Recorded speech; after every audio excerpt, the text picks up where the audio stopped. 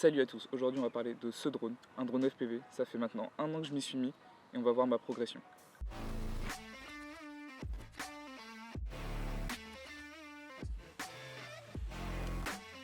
Maintenant ça fait 1 an que je me suis mis au drone FPV.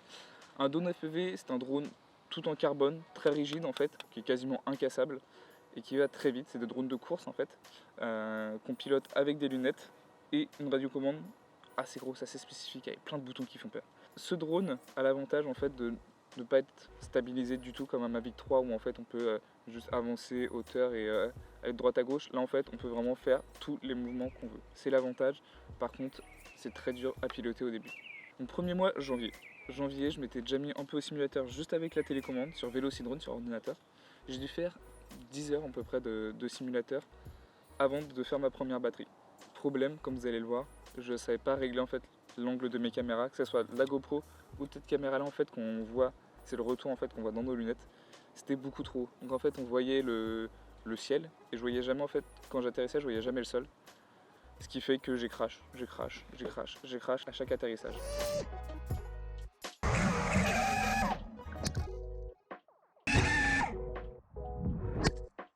Donc après ça, je me suis fait bon, on va arrêter les conneries.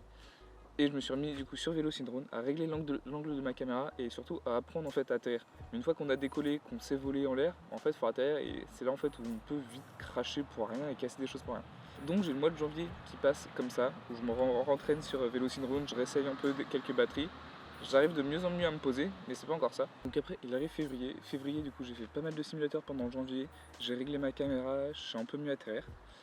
Et du coup je me suis entraîné un peu à faire des figures, un peu à m'amuser parce que j'ai pas vraiment de spot en fait pour faire du plan plus cinématique vers où j'habite. Donc je me suis mis au freestyle, plus ça m'amuse, etc. Mais par contre la sensibilité c'est pas ça, j'arrive pas forcément à arriver bien droit en fait à chaque figure et je me crache en fait, ça fait partie du jeu aussi. Je me crache mais sans casse. Attends, en fait, ça ouais, mais je l'ai pas paramétré.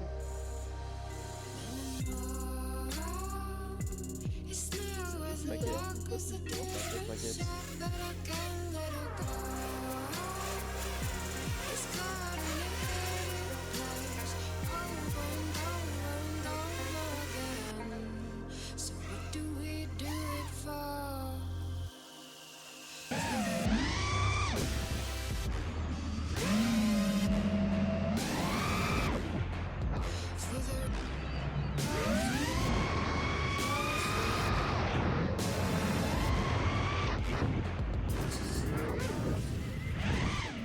Et là, on part en voyage avec des potes dans les Pyrénées.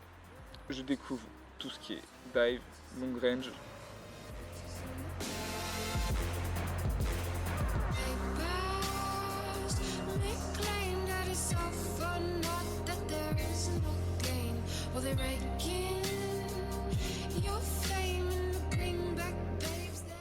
Et là en fait c'est le drame, perte de connexion pour rien. Là vous allez voir sur le rush en fait je passe juste au-dessus de ma tête et la coupure. Écran noir sur les lunettes, perte de signal. Et je me demande pourquoi en fait, parce que j'étais juste au-dessus de moi, grosse incompréhension. Je leur fais voler sans problème, il n'y a rien, bon, c'est pas grave, j'ai cassé la lentille de ma GoPro, c'était un filtre ND, ça se remplace. Donc les jours se passent, tout va bien, pas de perte de connexion, mais du coup j'ai peur en fait, j'ai peur d'aller plus loin, donc je me restreins vachement au niveau des distances, ce qui fait que j'ai pas les plans que je voulais en fait.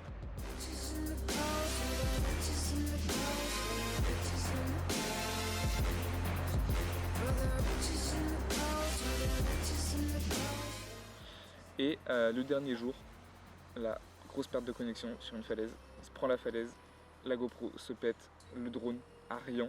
On va comprendre pourquoi. Il y a juste du coup l'antenne du VTX qui s'est pétée mais qui s'est complètement explosée en deux et une batterie.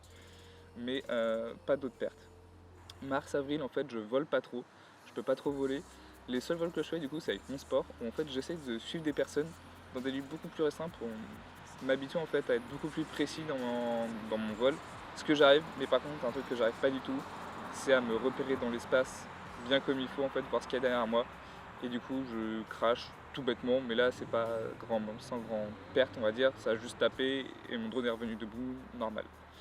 Après arrive l'été, entre juin et août du coup, Où là, mois de juin, j'ai commencé par aller dans des vignes. J'avais du coup plus de problèmes de réception ni rien, j'osais aller un petit peu plus loin parce que du coup je me sentais plus à l'aise.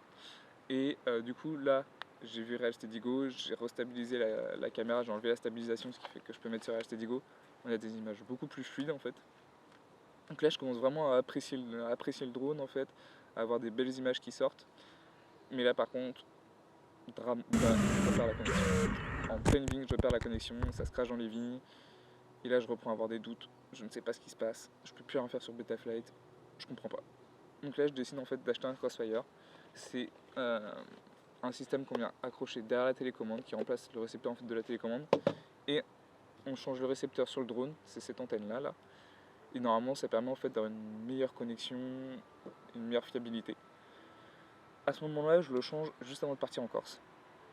Pas testé avant, je pars en Corse, je ne sais même pas si ça marche. J'arrive en Corse, tout marche parfaitement. Et là je sens que je reprends confiance en moi, je reprends confiance en le drone en fait. Et je peux aller beaucoup plus loin. Et là je découvre du coup le mid-range, on va dire, où je vais à 1 km à peu près. Et là je fais des lignes de malade, je prends plaisir, j'en prends plein les yeux. Et j'arrive à sortir de belles images enfin.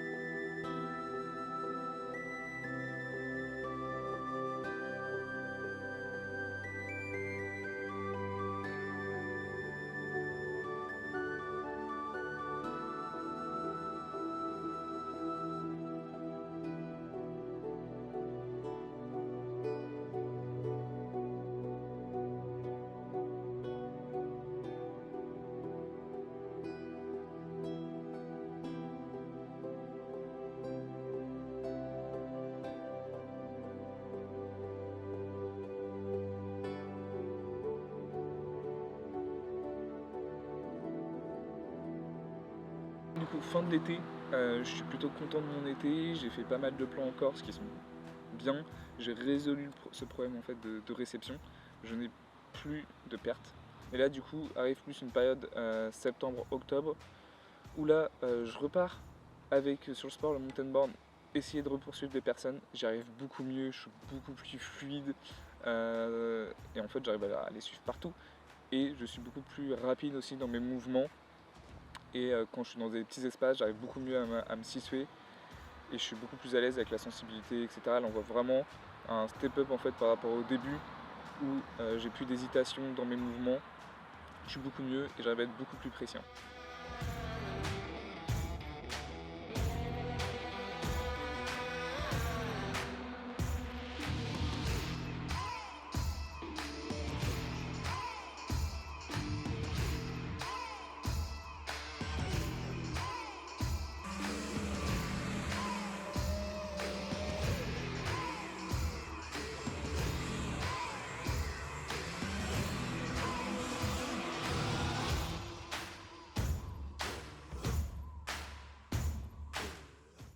Après arrive le mois du coup on va dire de novembre.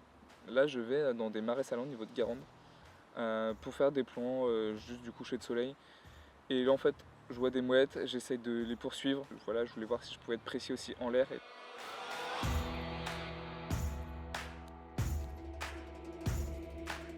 Après vous pouvez voir une moto aussi que j'arrive à suivre. Je trouve le plan qui est assez cool, le petit soleil sur le côté gauche, j'aime plutôt bien.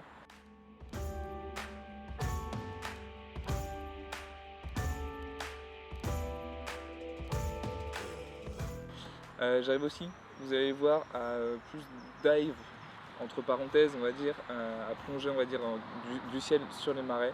Je trouve que ça donne un bon effet avec les couleurs en plus hyper chaudes des marais, j'aime bien.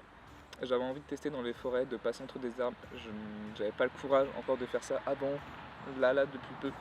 En fait j'ai essayé, je me suis dit c'est bon, j'ai pas grand chose à perdre, je pourrais aller le chercher dans tous les cas le drone s'il reste bloqué dans l'arbre. Donc là je tente et en fait j'arrive à faire une figure entre une fourche d'arbre.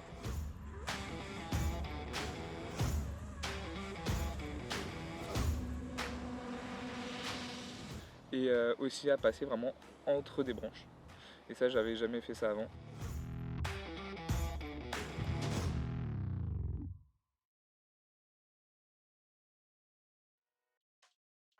du coup de cette année 2021 avec ce drone là. C'est une merveille, plein de possibilités en fait, on peut aller partout, dans tous les sens, on peut faire des lignes de ouf. Et ça rajoute vraiment un truc dans des vidéos, d'avoir en fait ce drone là, une fois qu'on sait bien gérer, qu'on est léger sur les sticks en fait, il n'y a pas de tremblement, on est beaucoup mieux qu'un drone Mavic. Un drone Mavic c'est incroyable, on peut faire des plans qu'on peut pas trop faire avec cela, mais en fait ça t'as tellement plus de possibilités. L'inconvénient c'est que faut beaucoup pratiquer. Prenez d'abord une télécommande, vous entraînez 30 heures sur un simulateur, et après quand vous avez l'argent, vous achetez un drone, vous achetez des lunettes. En fait je vous ai pas montré mais les lunettes à quoi ça ressemble. Je vais vous montrer à quoi ça ressemble. Ça ressemble à ça, une toute petite lunette, on vient après coller des antennes dessus pour la réception. Mais c'est des toutes petites lunettes très légères, c'est vraiment super agréable. Ça coûte cher par contre, très cher. Celle-ci c'est le, je vous ai pas dit aussi, ça c'est le EV300O, ça c'est le AGLRC secteur 5 V3.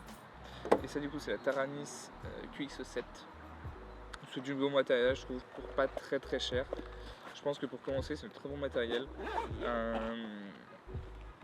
que je recommande vraiment. Mais du coup je suis plutôt content de cette première année de drone et je vous encourage à passer le pas si vous hésitez.